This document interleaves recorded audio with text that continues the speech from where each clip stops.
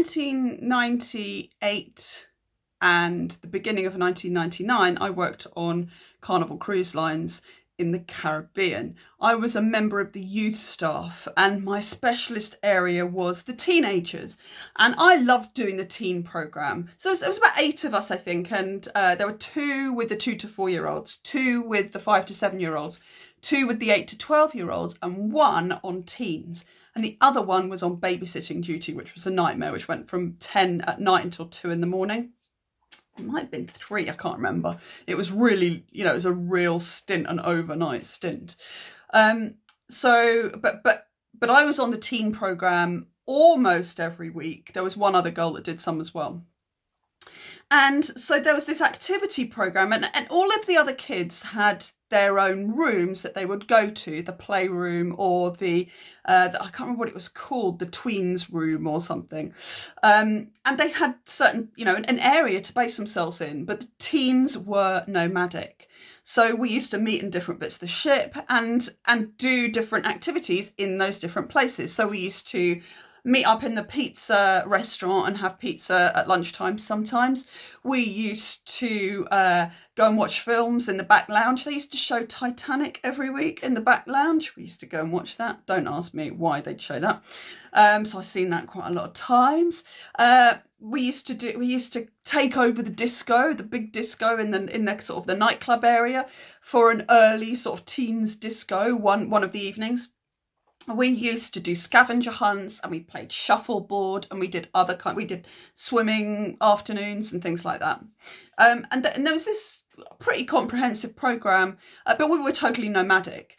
And after a while of kind of running this programme, I noticed the highs and the lows of the programme, and what was engaging to the teens, what they enjoyed and what they didn't think that much of, or what, weren't so bothered about. You can tell when kids are engaged, and it was all centred around games. It was all, when we were playing some sort of game, they were on it. They were in there. They were engaged. They were thinking about the task. When we weren't, when we were just chatting, if we were having pizza or something, or if we were doing some arts and crafts or something, their minds would wander. They'd kind of look around. The chat then very much depended on the mix of kids we had on board that particular week. Some weeks it'd be fine, and other weeks it felt a bit, stilted and difficult.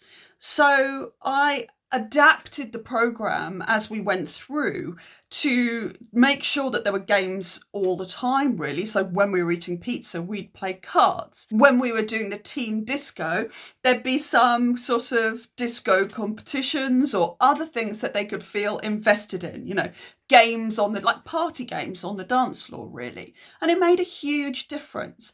I feel like I got better and better at delivering that programme the more we used games. And okay, sometimes I got into a little bit of trouble. There were quite a lot of rules about the ship. So anyone that's worked on a cruise ship will tell you this. There are different decks. There are different rules for whether you're officer, staff or crew. The crew really aren't allowed anywhere. The staff are allowed in most places. I was a member of staff. They're not allowed in the dining rooms. Never saw inside a dining room. The whole time I was there, the whole 10 months I was there, never saw inside a dining room. And you're only allowed on certain, so if you go to promenade deck after 5 o'clock, I think it was on a Monday or a Thursday, you had to wear the blues and whites, the proper formal uniform. So there were these weird rules about, the formal nights and the formal dress and the formal areas. And then the rest of the time you could wear your kind of dressed down uniform.